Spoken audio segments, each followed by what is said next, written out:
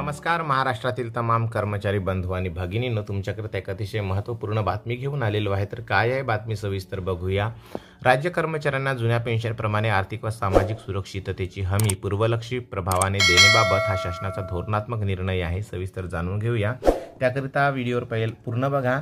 पहिल्यांदा आला असेल तर चॅनल सबस्क्राइब करून बेल बटन दाबायला विसरू नका। तर चला मंडळी, व्हिडिओला सुरुवात करूया।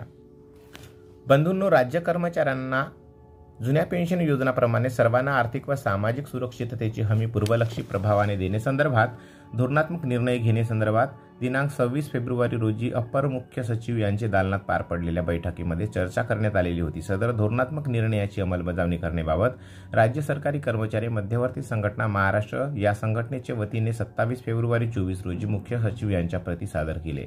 दिनांक 26 फेब्रुवारी 24 रोजी राज्याचे मुख्य सचिव व मुख्य सचिव इतर वरिष्ठ अधिकारी यांच्या समवेत सदर बैठकीवर चर्चा संपन्न झाली। सदर बैठकीमध्ये शासनाच्या वतीने प्रथमच संघटनेच्या विषयांकित शासन निर्णय विषयक मसुदा चर्चेसाठी उपलब्ध करून देण्यात आलेला।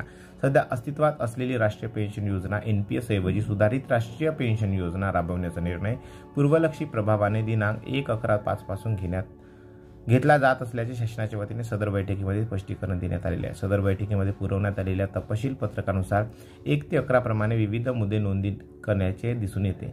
तसेच सुधारित राष्ट्रीय निवृत्ती वेतन NPS योजनाप्रमाणे महागाई भत्ता देण्यात येणार असल्याचे नमूद करण्यात आलेले आहे। तसेच राज्य शासनात 14% व कर्मचाऱ्यांचे 10% अंशदान कायम असणार असल्याचे नमूद करण्यात आलेले आहे।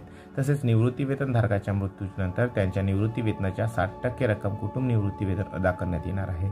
तसेच सुधारित प्रणाली अंतर्गत निवृत्त होणाऱ्या कर्मचाऱ्यांना सेवानिवृत्ती उपदान, अर्जित रजेचे रोखीकरण, त्याचबरोबर गटविमा योजनांची रक्कम अनुज्ञेय असणार आहे। या प्रमुख इतर बाबीसह 1 ते 11 बाबी नमूद करण्यात आलेल्या आहेत। शासनाच्या सदर सकारात्मक विचार असून सद्यस्थितीत सदर निर्णय राज्य कर्मचाऱ्यांच्या हिताचाच ठरणार असल्याची धारणा असणार आहे। या संदर्भात राज्य सरकारी कर्मचारी मध्यवर्ती संघटना महाराष्ट्र यांच्या वतीने 27 फेब्रुवारी 24 रोजी निर्गमित करण्यात आलेला सविस्तर प्रसिद्धी पत्रक याप्रमाणे स्क्रीनवर स्क्रोल करतो, तुम्ही वाचू शकता। काही शंका असल्यास कमेंट्स करून नक्की लिहा मित्र हो। परंतु माझं एक म्हणणं आहे की जोपर्यंत जुन्या पेन्शनचा लाभ आपल्याला मिळणार नाही तोपर्यंत आपण आपला जुन्या पेन्शनचा लढा असा सुरू ठेवला पाहिजे। तुम्हाला काय वाटते तो तुम्ही कमेंट्स करून नक्की लिहा आणि चॅनलवर पहिल्यांदा प्लीज एक सबस्क्राइब करून बेल बटन दाबायला विसरू नका। थँक्यू। जय हिंद, वंदे मातरम, जय महाराष्ट्र।